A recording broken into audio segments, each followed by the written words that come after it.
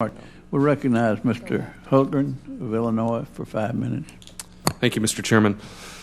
Mr. Gerstenmaier, NASA's acquisition plan includes a costly phase. I think it's about $4.5 billion of optional milestones. Wondered, would these optional milestones, if selected, be brought up using, using Space Act agreements or federal acquisition regulations, so SAA or FAR? They're only available for us to exercise under the Space Act, and we have the ability to exercise them one at a time. So we don't need to pick up the entire phase. We can do those one at a time, but they would be under a Space Act. Do the companies expect the optional milestones are part of the certification path? I think you'd have to ask the companies. I don't anticipate using those in the certification activity. We believe we're going to move to this certification products contract phase 1, followed by a phase 2 as shown in the white paper. We may choose to implement one or two of those milestones, but we'll be careful about which ones of those we choose, and we'll make sure they're justified and understood and they provide significant value back to the U.S. government. So your expectation from NASA's point of view is that they wouldn't be used, or if they are used, it'd be very minimal usage, is that right, or select? I would say selected. We will use those if we selectively see some significant advantage to us to pick up one of those milestones or two of those milestones in that period.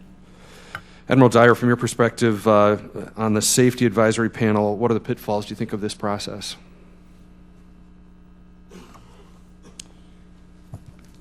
I don't know that there are any that I haven't mentioned in terms of communications, et cetera, et cetera.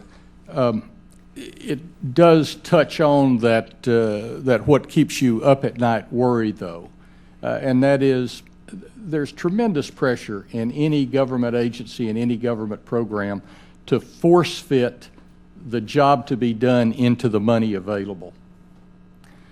So if money does run short, we worry that there may be an attempt to certify, not via a FAR contract, but via the Space Act agreements, perhaps with a very limited demonstration of safety without the insight. That wouldn't be a good thing. Mr. Gerstenmaier, you mentioned kind of what your thoughts or expectations would be as far as the optional milestones go. Wonder, would they really only become affordable if the commercial crew program is funded at a higher level than it receives today?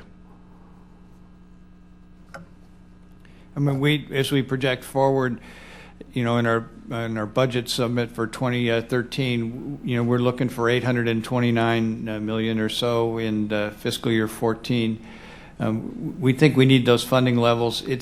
It's not clear that a funding level would directly tie to these milestones. In other words, if we had more funding, would we implement these milestones? I would look at it more from a technical benefit standpoint. Does this provide an ability to advance or to get more safety insight? Does this give us an additional test that's critical to us?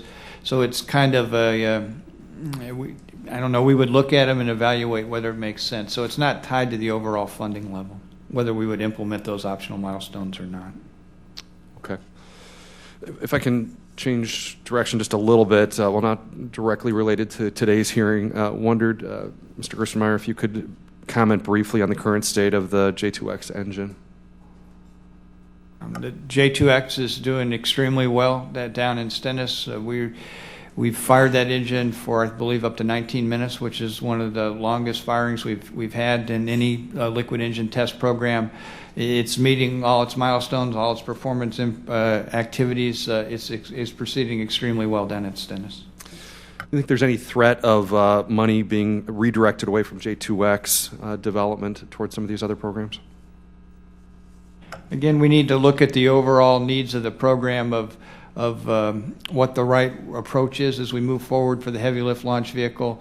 The upper stage clearly needs this J2X engine if we're going to get in the 130 metric ton region. We can also get in that same lift capability by changing the boosters on the side of this, the SLS.